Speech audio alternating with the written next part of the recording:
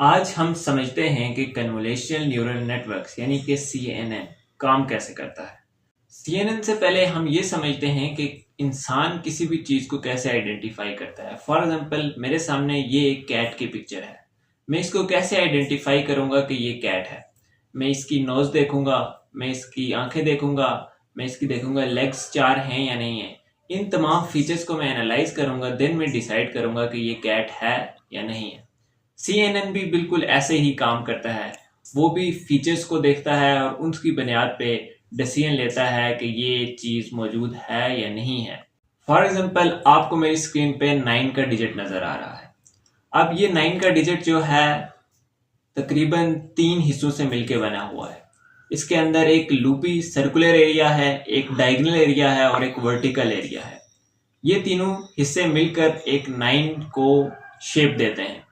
CNN या हमारे पास deep learning के जितने भी फ्रेमवर्क्स हैं वो 9 को एज अ इनपुट इमेज लेंगे, लेकिन वो 9 को एज अ मैट्रिक्स देखेंगे। मतलब 9 जहां जहां पे भी है वहां पे +1 और बाकी सब जगहों पे -1 होगा। उसके बाद इस इनपुट मैट्रिक्स को एक फिल्टर मैट्रिक्स वही फीचर्स हैं जो हमने शुरू में आइडेंटिफाई किए हैं। जैसे कि 9 के अंदर मैंने एग्जांपल ली है सर्कुलर एरिया, उसका फिल्टर मैट्रिक्स ये है।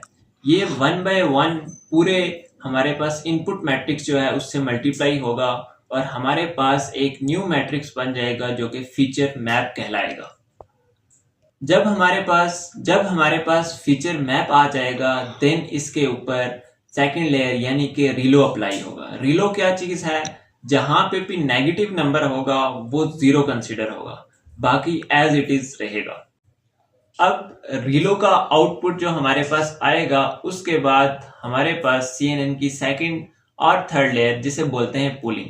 अब पूलिंग दो तरह की होती है, एवरेज पूलिंग या मैक्स पूलिंग। इस केस में हम मैक्स पूलिंग देखेंगे, मतलब 2x2 मैट्रिक्स के अंदर जो कि हमारे पास सबसे ग्रेटर नंबर होगा सिर्फ उसको लिया जाएगा।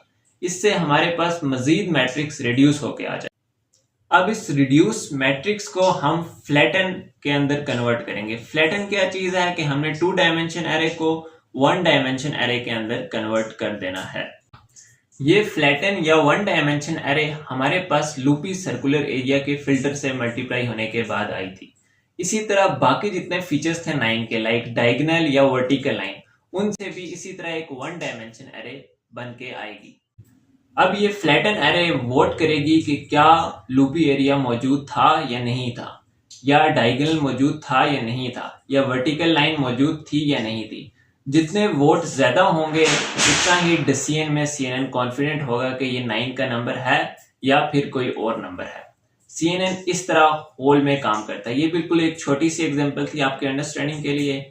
आगे हम मजीद एल्गोरिथम्स को भी समझेंगे, तो इसके लिए फॉलो कर लीजिए। Thank you so much.